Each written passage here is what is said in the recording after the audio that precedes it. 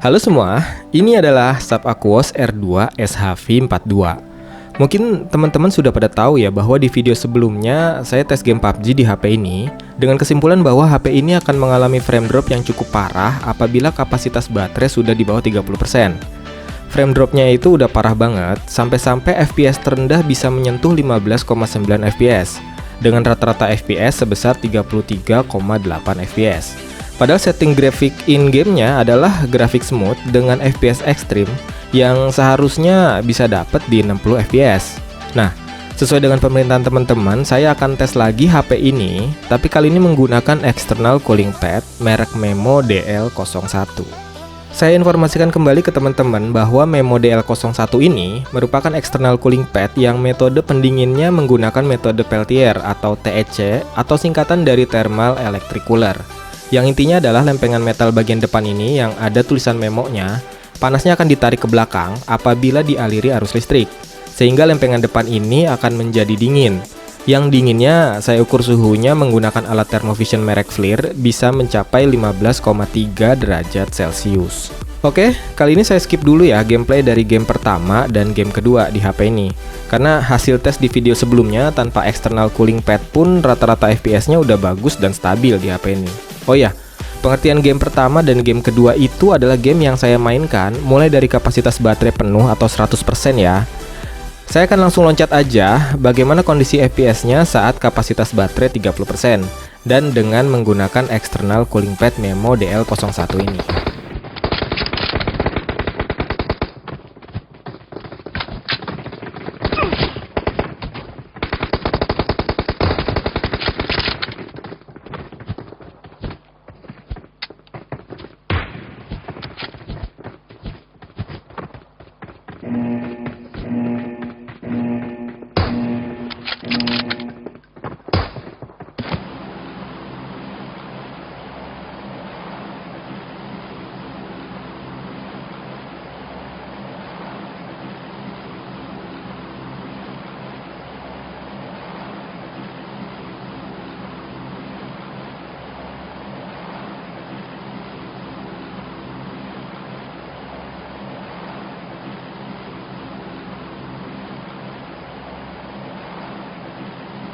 ऑल पे है भाई, ऑल पे है कोई? अरे पचिंकी में आ जाओ जिसमें दम।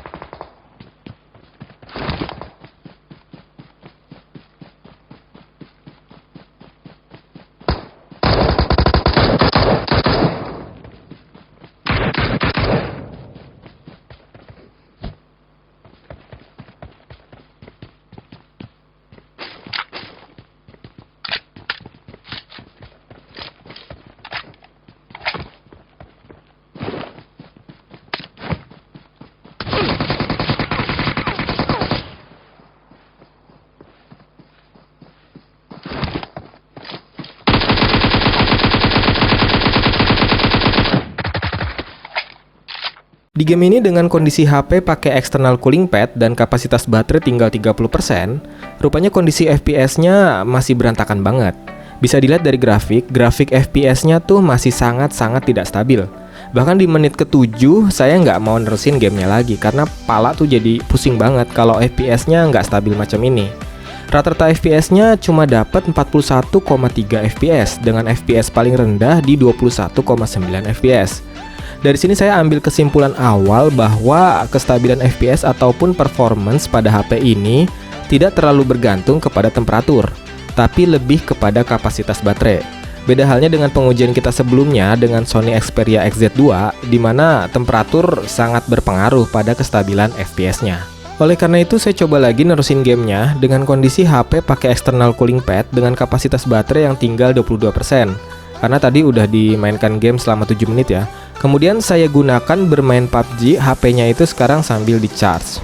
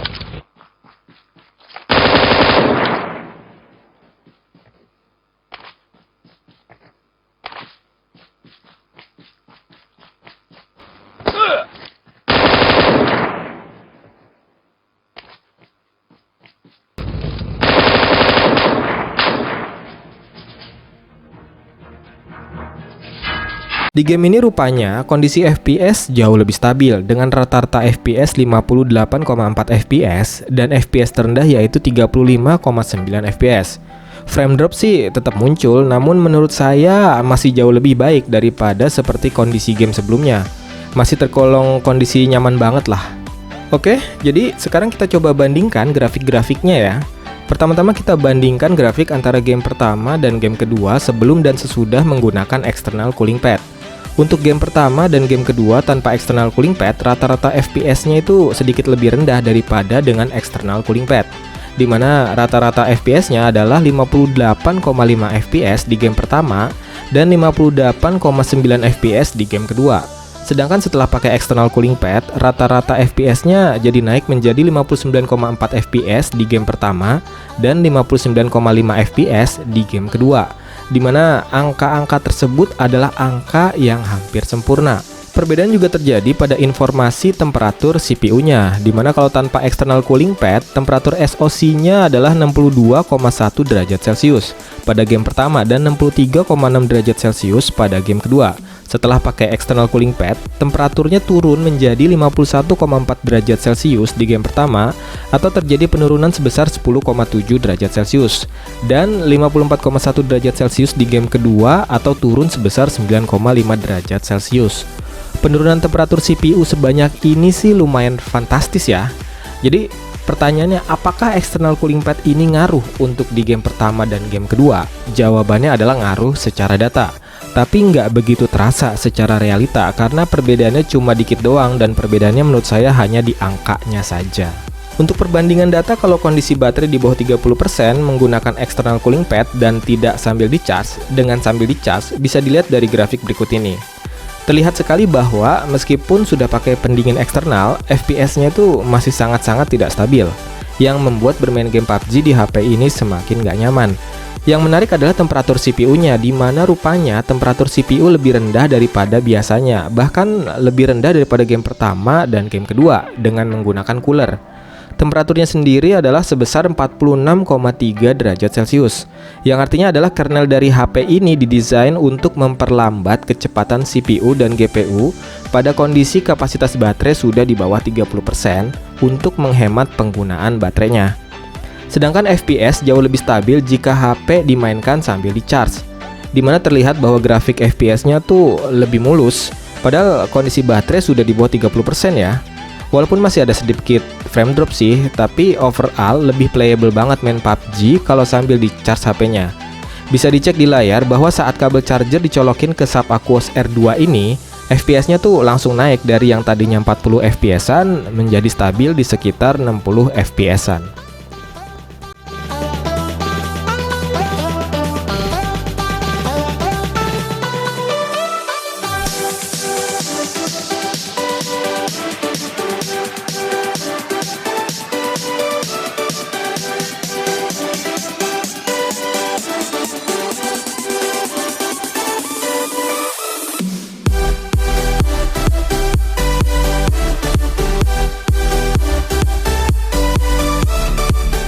Kesimpulannya, kalau main PUBG di HP ini dengan kondisi baterai di bawah 30% dan FPS yang nggak stabil, ya obatnya sambil dicas aja mainnya.